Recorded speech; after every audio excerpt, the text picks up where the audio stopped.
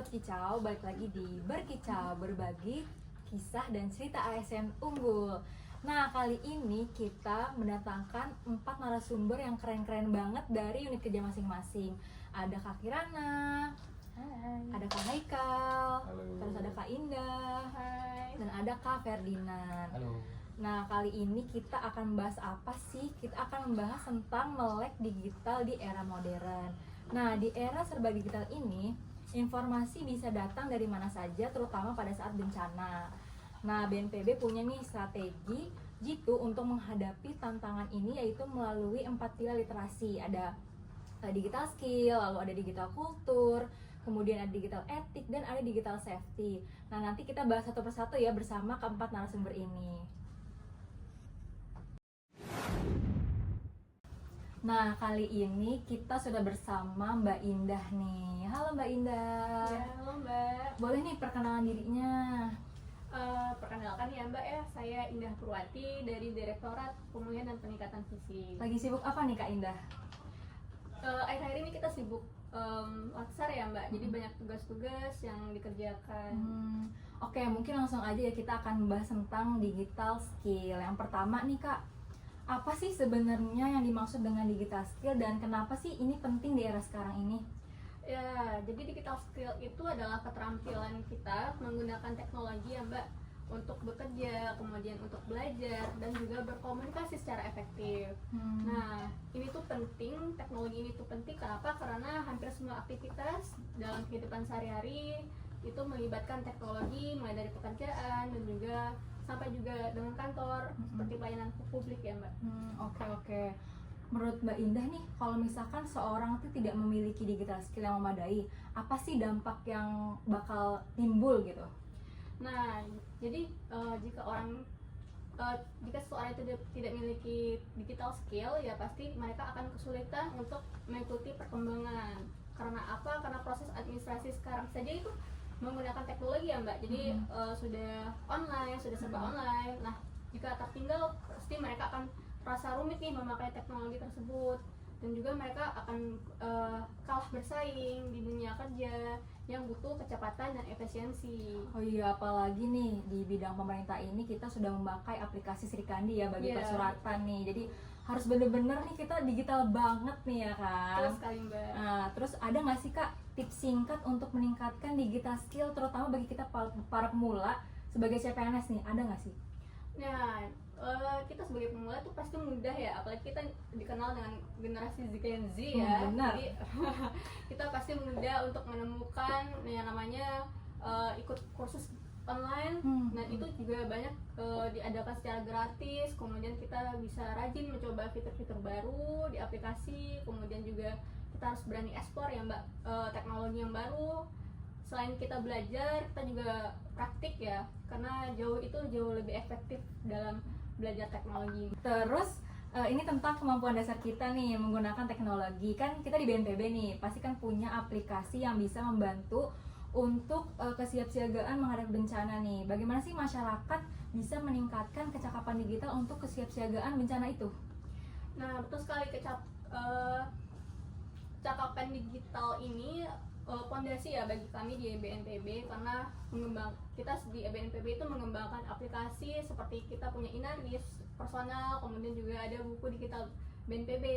Nah, Inaris personal sendiri itu ibaratnya kantong darurat digital kita semua gitu.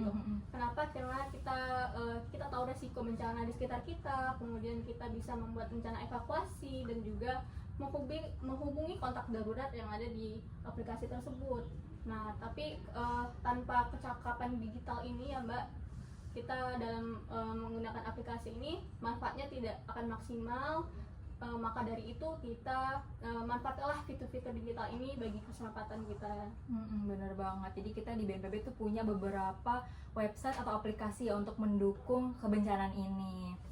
Lalu kemudian bagaimana sih Mbak BNPB mengembangkan kecakapan digital pegawai untuk melaksanakan tugas penanggulangan bencana? Jadi BNPB itu mengembangkan kecakapan digital melalui pelatihan penggunaan perangkat teknologi ya Mbak. Seperti kita menggunakan JS, kemudian kita juga ada Inaris yang saya sebutkan sebelumnya, kemudian kita punya sistem informasi penanggulangan bencana, itu namanya SIPBI, dan platform data berbasis cloud. Nah, pegawai itu dilatih keterampilan komunikasi digital, kemudian pengolahan data yang secara cepat, serta mengoperasikan alat komunikasi darurat seperti mobil telekomunikasi. Nah, hal ini memastikan setiap pegawai BNPB itu personelnya itu mampu bekerja secara efektif baik di kantor maupun nanti di lapangan saat terjadi bencana. Wah, teman-teman informatif banget ya terkait digital skill yang ada khususnya di BNPB ini. Nah, dari penjelasan tadi kita paham nih bahwa kecakapan digital bukan lagi pilihan, tapi kebutuhan mendasar di era sekarang. Apalagi dalam konteks penanggulangan bencana, tanpa kemampuan menggunakan teknologi, kita bisa nih tertinggal dan bahkan kehilangan peluang untuk menyelamatkan diri atau membantu orang lain pada saat bencana. Melalui aplikasi seperti Inaris, buku digital, serta pelatihan teknologi kepada pegawai, BNPB menunjukkan bahwa digital skill ini benar-benar menjadi senjata penting untuk kesiapsiagaan dalam menghadapi bencana dan respon cepat. Jadi mari kita terus asah kemampuan digital kita mulai dari hal sederhana demi keselamatan dan kemajuan bersama. Terima kasih ya Mbak Indah. Ya, terima kasih juga ya Mbak. Iya. Nah, selanjutnya kita masuk ke digital kultur. Nah, di sini ada narasumber kedua kita yaitu Mas Haikal. Boleh Mas Haikal perkenalan diri? Iya, jadi sebelum lanjut, silakan saya perkenalan diri terlebih dahulu. Saya Haikal Ada Masalah dari Biro Hukum Organisasi dan Kerjasama, tepatnya dari bagian hukum.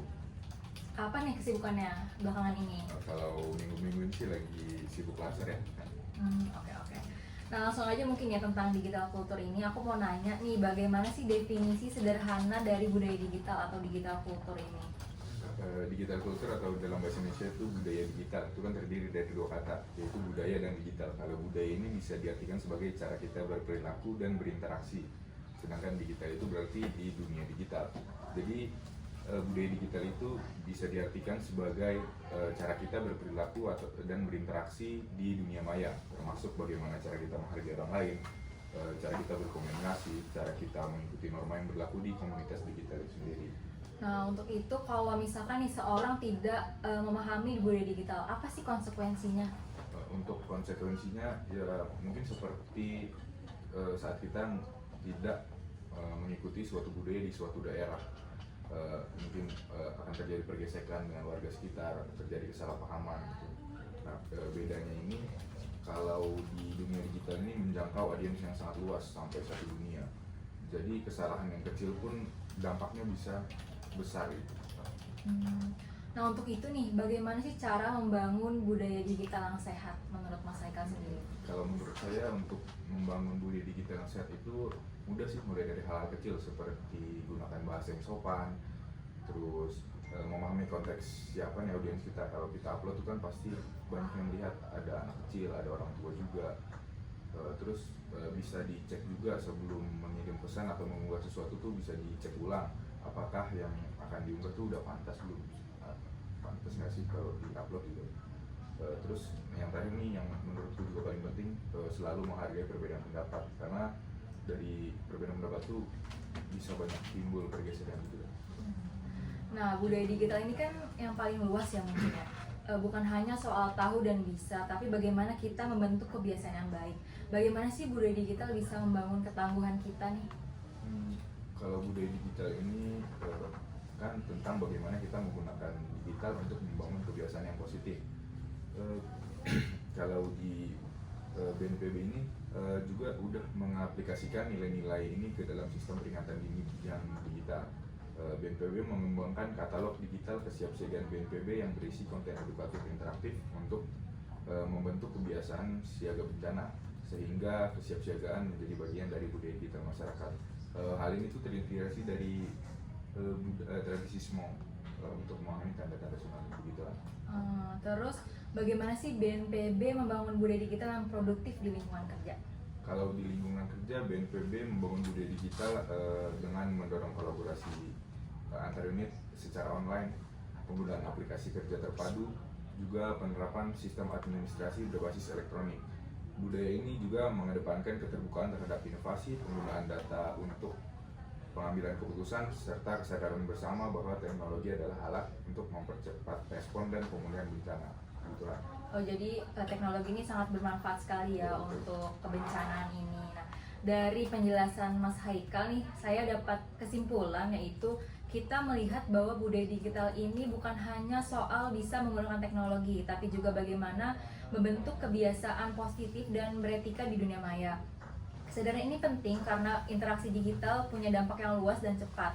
BNPB memberi contoh bagaimana budaya digital dapat dibangun melalui kolaborasi daring, sistem kerja terpadu, kemudian dan pemanfaatan data untuk pengambilan keputusan. Bahkan kearifan lokal seperti tradisi Smong tadi yang disampaikan oleh Mas Haikal di Simelu bisa diintegrasikan dengan teknologi untuk memperkuat kesiapsiagaan bencana. Artinya budaya digital yang sehat mampu membentuk masyarakat yang lebih tangguh, adaptif, dan siap menghadapi berbagai situasi.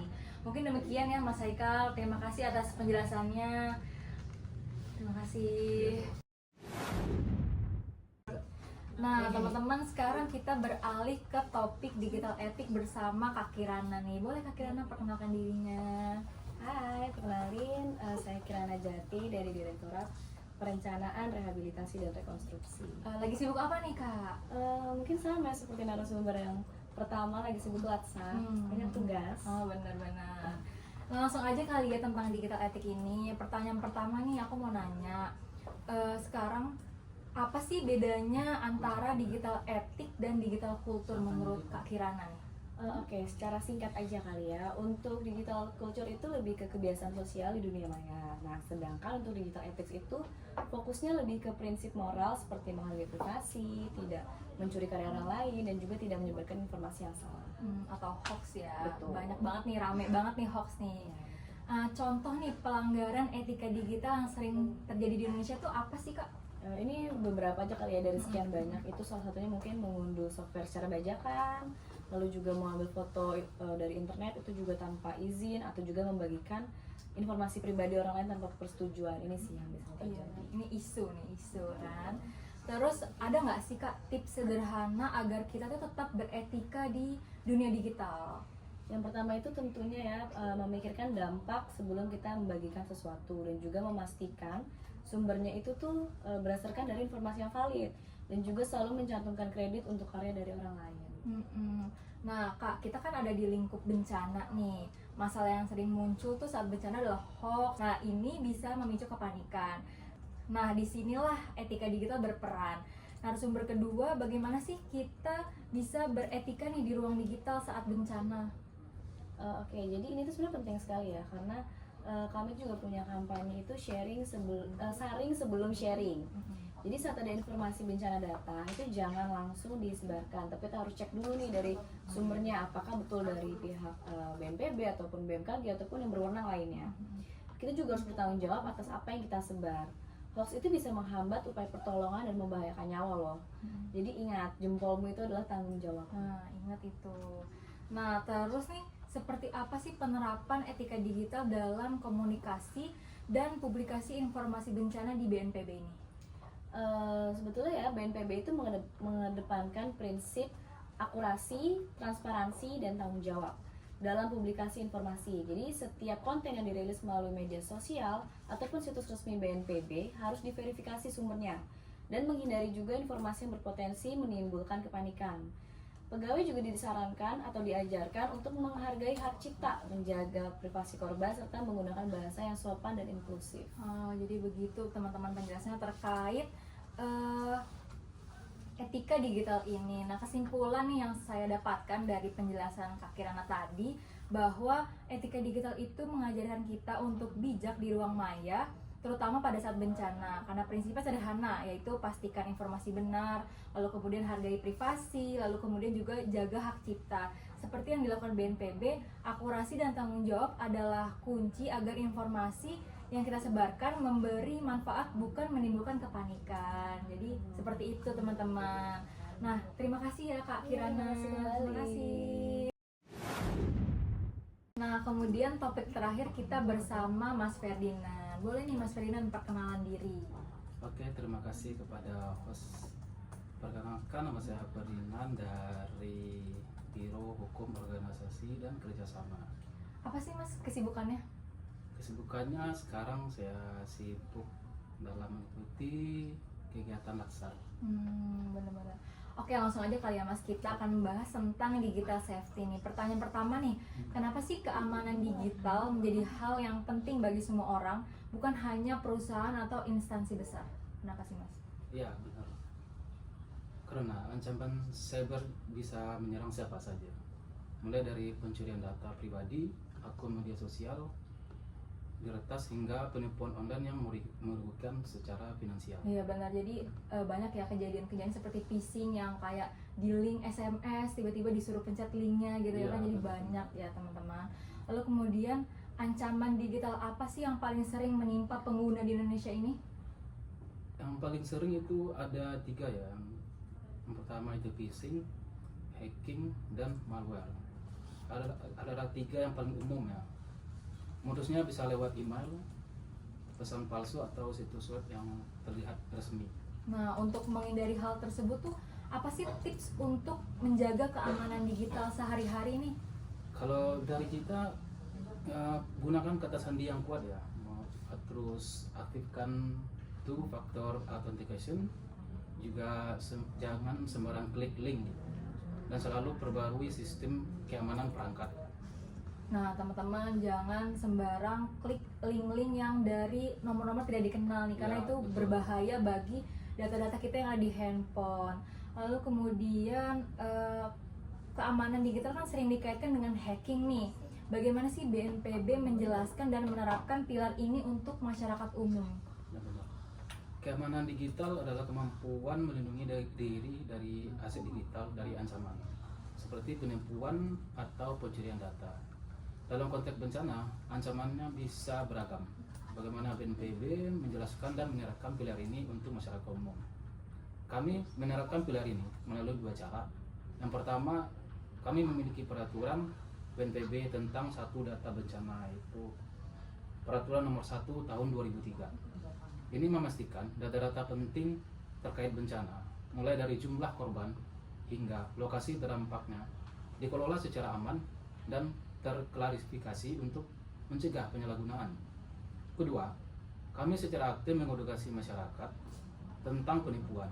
Saat adanya bencana besar, sering munculnya akun palsu yang mengatasnamakan BNPB untuk donasi. Kami selalu mengimbau masyarakat untuk hanya berdonasi melalui kanal resmi yang kami umumkan di situs web bencana Badan Nasional Penanggulangan Bencana, seperti itu. Jadi itu dia teman-teman terkait digital safety yang Ya, saya benar. bisa simpulkan dari narasumber kita adalah keamanan digital ini bukan cuma urusan perusahaan besar atau instansi besar, tapi juga tanggung jawab kita semua. Ancaman seperti phishing, hacking, dan penipuan bisa menyerang siapa saja. BNPB memastikan data bencana dikelola secara aman dan terus mengedukasi masyarakat Ya. untuk terus waspada, terutama terhadap akun atau link palsu.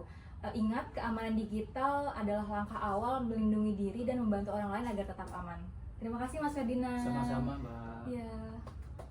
Jadi itu dia penjelasan mengenai 4 literasi digital yang disampaikan oleh narasumber kita yang keren-keren secara informatif nih. Jadi kesimpulannya, kita belajar bahwa digital skill membantu kita beradaptasi, lalu digital kultur menjaga hubungan di dunia maya tetap sehat, lalu kemudian digital etik membantu kita untuk bertanggung jawab, dan digital safety melindungi kita dari ancaman. Jadi 4 pilar ini terhubung ya, lalu mulai dari memiliki kecakapan menggunakan alat digital, terus berpegang pada etika untuk tidak menyebarkan hoax, lalu kemudian menjaga keamanan diri dari penipuan, hingga membangun budaya siaga bencana lewat teknologi. Semoga obrolan hari ini bermanfaat dan sampai jumpa di episode berikutnya di Berkicau. Dadah.